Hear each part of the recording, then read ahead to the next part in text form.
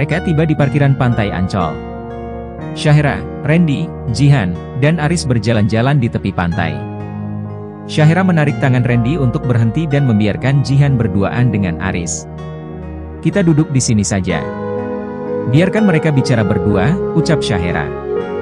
Mereka duduk di sebuah warung penjual sosis dan mie rebus. Dinginnya udara di tepi pantai membuat Syahira merasa lapar. Ia memesan mie rebus komplit. Randy semakin kagum dengan gadis itu. Syahira terlihat cuek, meski mereka hanya makan mie di warung tenda. "Kamu mau pesan apa?" tanya Syahira. "Sama." Randy menjawab singkat. Pandangan matanya tidak mau beralih ke tempat lain. Ia terus menatap gadis di sampingnya. "2 porsi, Bu." "Ya, Mbak." Syahira mengirim pesan kepada Jihan. Ia memberitahu tempatnya berada sekarang. Jika mereka sudah puas melepas rindu, Syahira menyuruhnya menunggu di parkiran. "Selesai," gumam gadis itu. "Apa yang selesai?" "Ah, itu, aku mengirim pesan pada Kak Jihan. Takutnya mereka mencari kita," jawab Syahira. "Oh, pesanan mereka sudah tersaji di meja." Syahira menambahkan saus sambal di atas mie kuah. Melihat gadis itu akan menambahkan sambal, Randy menahan tangannya. "Jangan terlalu pedas. Nanti perut kamu sakit, Hani," ucap Randy dengan lembut. Syahira tersenyum dan mengurungkan niatnya.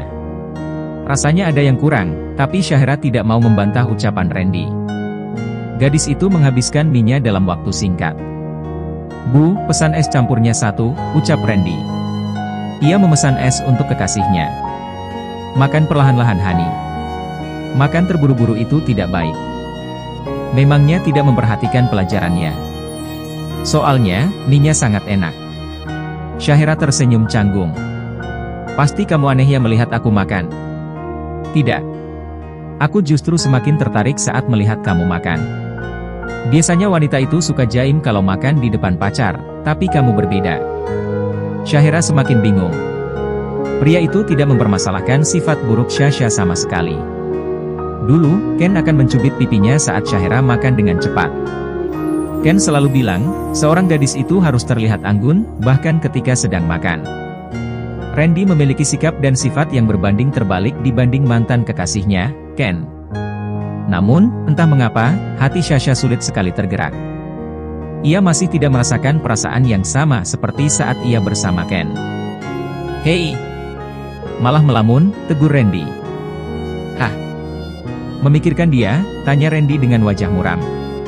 Saat bersamanya, Syahira masih memikirkan pria itu. Randy sangat cemburu, tapi tidak bisa mengatakannya.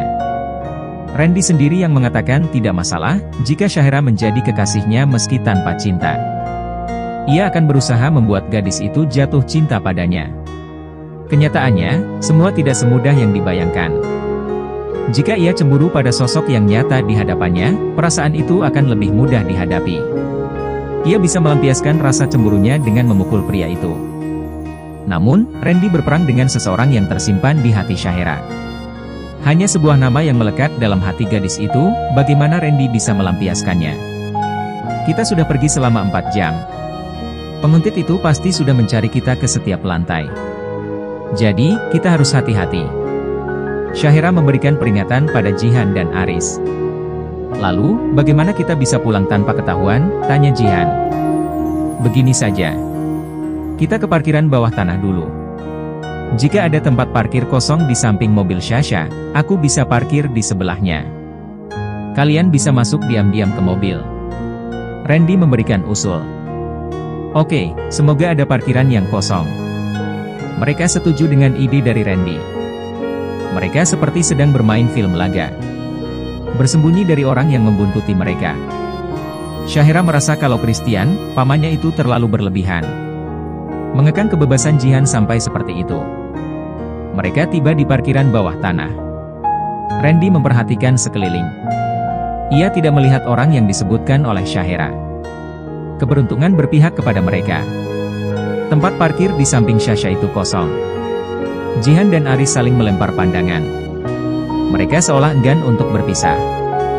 Syahira melirik ke arah spion. Kedua pasang mata itu saling menatap, seperti sedang bicara melalui hati. Aku dan Randy akan menutup mata. Hanya 5 menit, ucap Syahira. Apa sih Syah, ucap Jihan dengan wajah bersemu merah bak tomat cherry. Sudahlah. Tatapan mata kalian itu mengatakan segalanya. Mau ciuman atau apapun itu, silakan. Cuma 5 menit.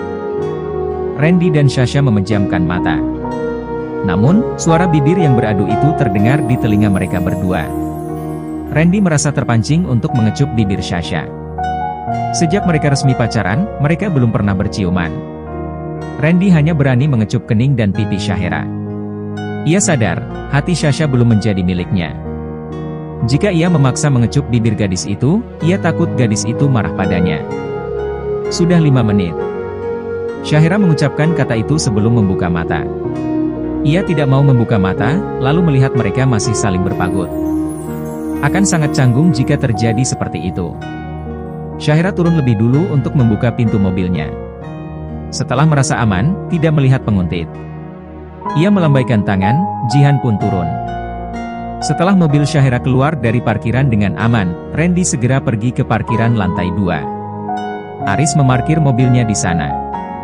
Ia merasa iri dengan hubungan Aris dan Jihan. Terima kasih. Kamu sudah membantuku dan Jihan. Kau dan Sasha berpacaran bukan? Ya.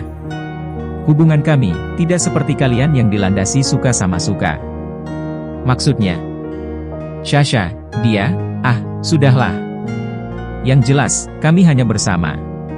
Aku sedang berusaha mengambil hatinya, jawab Randy. Semoga berhasil. Syahira gadis yang baik, sama seperti sepupunya, Jihan. Dia layak untuk diperjuangkan. Tapi jika tidak berhasil, aku sarankan untuk menyerah saja, ucap Aris. Aris tahu alasan Syahira tidak mau membuka hati untuk pria lain. Ia adalah saksi dan korban yang terlibat dengan kejadian keluarga Tristan. Aris melihat sendiri ketika Ken dipukuli oleh penculik, sampai laki-laki itu mengalami amnesia. Dilupakan, diabaikan, bahkan diusir dengan dingin oleh Ken. Semua kejadian itu, Aris dan Jihan melihatnya sendiri. Bahkan, Ken juga tidak ingin lagi mengenal dan dekat dengan mereka. Jika aku terluka karena sedang bersama kalian, itu artinya aku harus menjauh dari kalian. Tidak baik memaksakan hal yang tidak penting. Bagiku, kalian tidak penting lagi. Kata-kata terakhir Ken itulah yang membuat Syahira terluka sangat dalam. Saat lulus SMA, Ken dikabarkan pergi bersama kekasih barunya. Ken ingin kuliah kedokteran di luar negeri, sedangkan gadis itu ingin menjadi perawat. Mereka mendaftar di kampus yang sama dan berangkat ke luar negeri bersama. Sempat beredar kabar, mereka juga tinggal di rumah yang sama. Syahira sangat syok saat mendengar kabar itu. Awalnya, ia masih berharap suatu saat Ken akan mengingatnya kembali. Namun, kabar itu mematahkan harapan satu-satunya yang Sasha miliki.